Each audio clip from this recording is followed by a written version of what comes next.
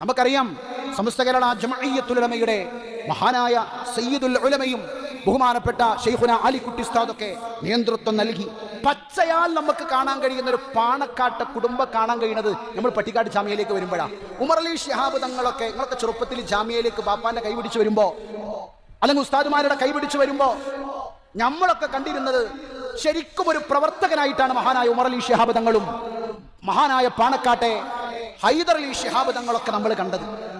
അവർ നെഞ്ചോട് ചേർത്ത് വെച്ചൊരു സ്ഥാപനമാണ് പട്ടിക്കാട് ജാമിഅ നൂരിയ അറബി കോളേജ്. അന്നത്തെ ദിവസം ജാമിഅ തുടങ്ങിയാൽ അതിന്റെ ഒടുക്കം വരെ അവർക്ക് വിഷമില്ല. അവരിതിന്റെ പ്രവർത്തകരാണ്. അവരെവിടെ ഇരിക്കുക? സ്റ്റേജിലല്ല ഉമർ അലി തങ്ങളൊന്നും ഇരിക്കുക. ഉമർ അലി തങ്ങളൊക്കെ ഇരിക്കുന്നത് ഇതാ ഈ കടക്കുന്ന ഭാഗത്ത് തൊപ്പിയൊക്കെ മേശപ്പുറത്ത് വെച്ചിട്ട് ഒരു സാധാരണക്കാരനായി ആളുകളെ സ്വീകരിക്കാൻ മഹാനായ ഉമർ അലി ശിഹാബ് തങ്ങൾ ഉണ്ടാകും. മഹാനായ പാണക്കാട്ട് മുഹമ്മദ് അലി ശിഹാബ് തങ്ങൾ ഉണ്ടാകും.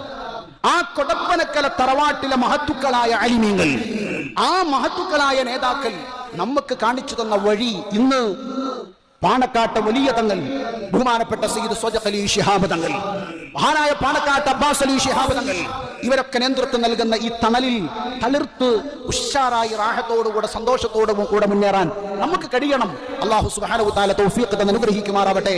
സയ്യിദന്മാർ അത് നമ്മളൊരു കരുത്താണ്.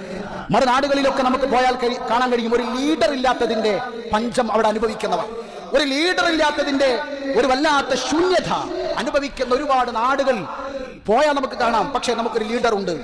നട്ടപ്പാതിരാ സമയത്തും ആ വട്ടമേശയുടെ മുമ്പിൽ തളരാതെ പുഞ്ചിരിയോടെ നിൽക്കുന്ന മഹാനായ സയ്യിദ് സ്വജഖ് അലി ശിഹാബ് തങ്ങൾ, അവർക്ക് വളരെ സന്തോഷത്തോടുകൂടെ നമ്മൾ ദുആ ചെയ്ത് ആ പട്ടിക്കാട് ജാമിഅ നൂരിയ അറബി കോളേജ് വളരെ സന്തോഷത്തോടുകൂടെ മുന്നേറാൻ നമുക്ക് കഴിയണം. അല്ലാഹു സുബ്ഹാനഹു വ തആല തൗഫീഖ് തന്ന് അനുഗ്രഹിക്കുമാറാവട്ടെ എന്ന് ആത്മാർത്ഥമായി